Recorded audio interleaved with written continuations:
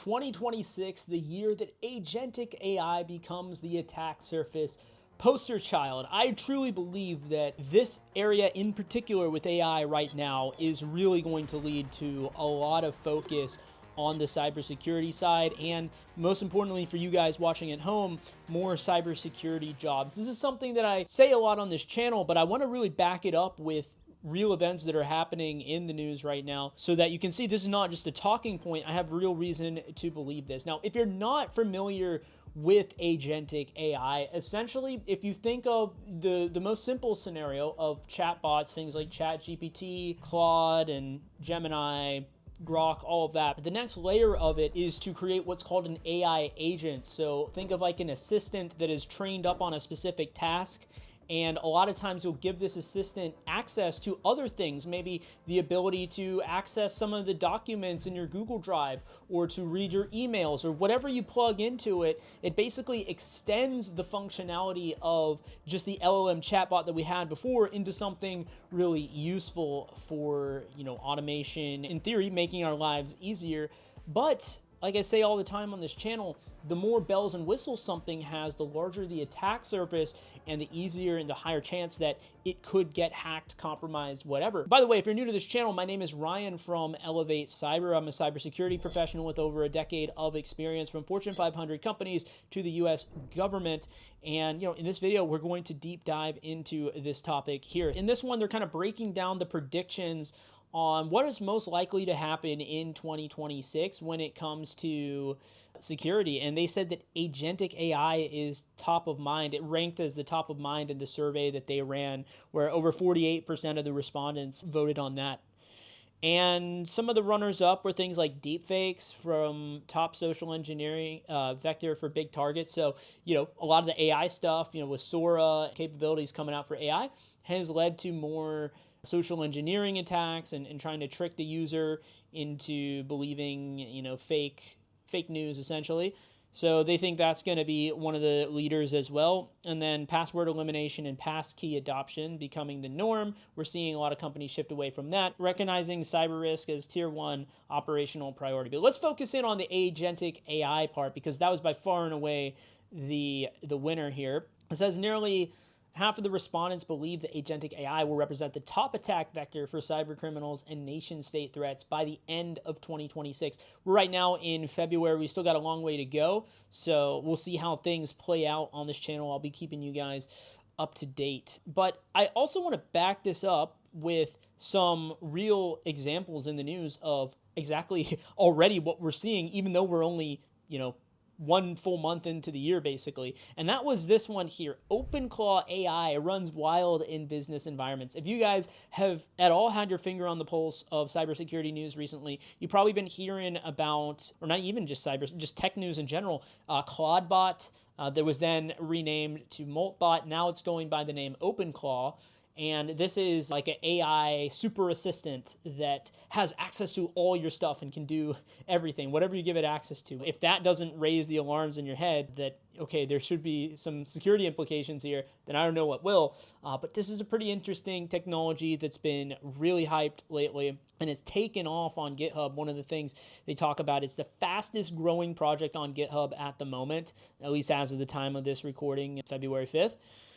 But yeah, there's a lot of security concerns with it as well. So essentially what this is, it's an AI assistant that enhances ChatGPT and Claude. Basically, it takes the base ChatGPT and Claude, allows you to basically connect everything to it, like Telegram, WhatsApp, your Google Drive, your Gmail, your everything. You give it this super level of access, and it can go and operate as like your virtual AI assistant and basically do whatever you want it to do. If we dive into this a little bit further, creates persistent non-human identities and accesses paths that fall outside of traditional IAM, identity and access management, and create secrets controls. So it can execute, a lot of times execute terminal commands, run scripts, browse the web, read and write files, control browsers, retain memory access across sessions, and proactively act on a user's behalf.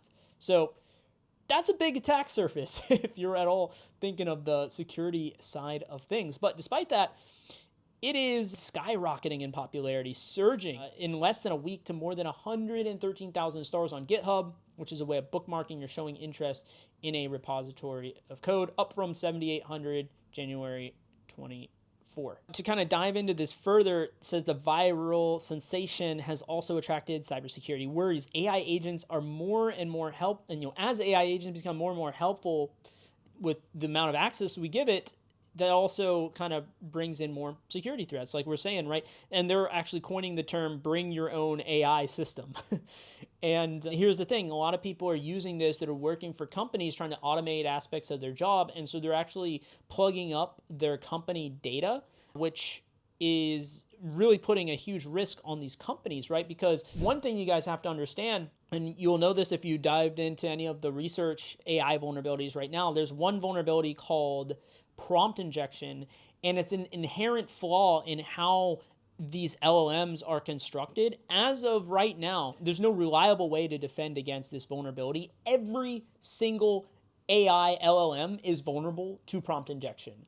Just some have better guardrails than others, but there's no definitive way to prevent this vulnerability. So every single LLM is vulnerable to this, and it's really deadly. It's really powerful. So with prompt injection, you can manipulate the AI and a lot of times leak secrets. You can get it to perform things that are out of scope. You can jailbreak it. You can do all kinds of crazy stuff. So that's prompt injection. If you're interested, by the way, I'll put a link in the cards to a video series that I did showing you step by step how to identify this vulnerability and how to attack against it. We've done many labs on that in this series, so you can check that one out. I'll put it in the cards. I'll also put it down in the description below. Back to the video here. This is something that pretty much all of them are vulnerable to. So if you're giving sensitive data to these LLMs, then that sensitive data is not secure. There's going to be a way to leak that. If someone spends enough time to figure it out. And so what that means for companies, the risk is you could have what they call shadow IT. This was always a thing, by the way, even before the advent of AI. You had people at your company that might have some rogue servers or, rogue technology in the environment that the IT department wasn't aware of, that a lot of times contained unpatched stuff with vulnerabilities or, different security issues out there. The company wasn't aware. They had to go proactively hunt this stuff down. That's why they call it shadow IT. Well, you're also seeing a lot of employees at these companies are using these new and emerging tools like this that are not fully, secure.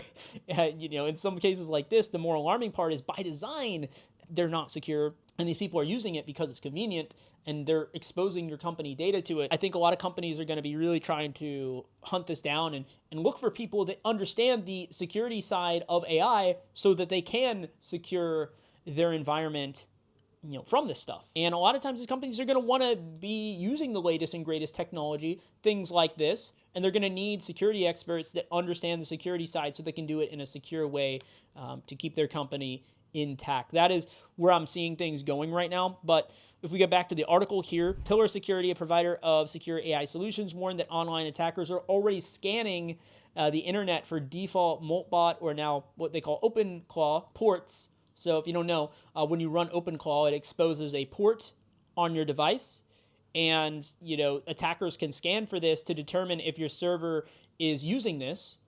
And if it is, then they're going to start trying to attack it, use all the known attacks that are successful against this to try to breach your stuff. And if they get access to something, think about it, if they get access to something that has like God level of access, you gave it access to everything, right? Maybe you gave it access to your Telegram, your WhatsApp, your Google Drive, your Gmail, your ability to run terminal commands on your system and read and write files. Well, guess what?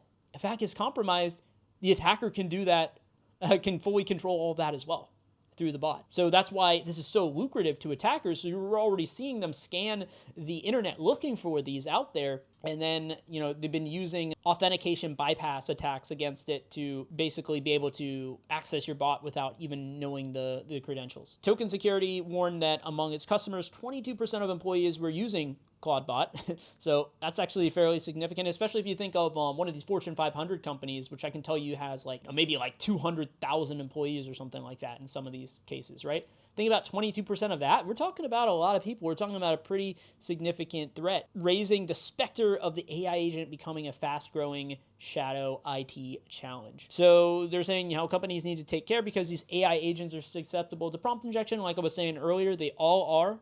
just inherently, and even the leaders, people like Sam Altman and really smart guys in cybersecurity, Jason Haddix, have already come together and said, hey, I don't know if we're ever gonna be able to fully find a way to protect against this, because it's kind of just inherent in how the LLMs work that it cannot discern between data and what's the prompt. For example, if you have an AI agent or any kind of LLM and you're saying like, hey, summarize this document, for example, if someone puts a prompt inside that document, instead of summarizing it, it's going to get to that part in the document and think that it's part of the prompt, and it's going to likely start executing that as part of the prompt because it has no way to discern the data plane from the, from the prompt.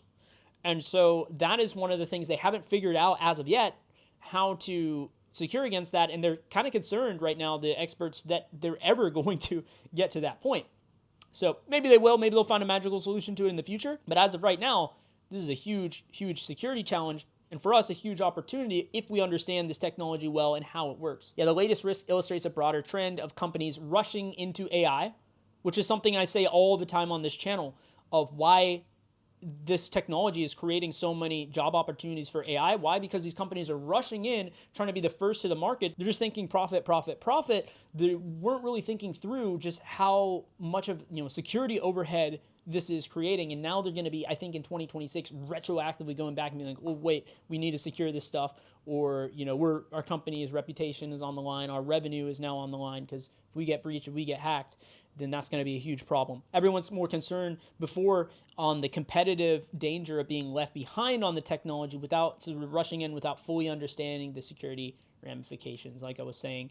And I think just to kind of summarize, in 2025, the whole thing was, oh, here's this crazy technology, but we got to be careful on how we use it because we don't want to give it too much privileged access. Now in 2026, we're like, screw it. Let's just give it access to everything and see what happens, right? So we have stuff like Moltbot, which you can give it access to everything.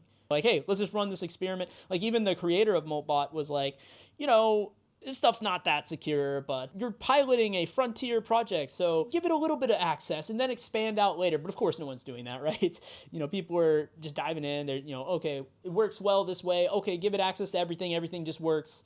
Let's just do that. A lot of times, though, I think the problem is that the default way to use it is give it access to everything rather than the default being this like constrained version and you got to go out of your way to give it access to everything. I digress. What do you guys think about this technology? Pretty crazy times to be in. I think one thing's for sure, we're going to hear a lot more about AI security as 2026 progresses.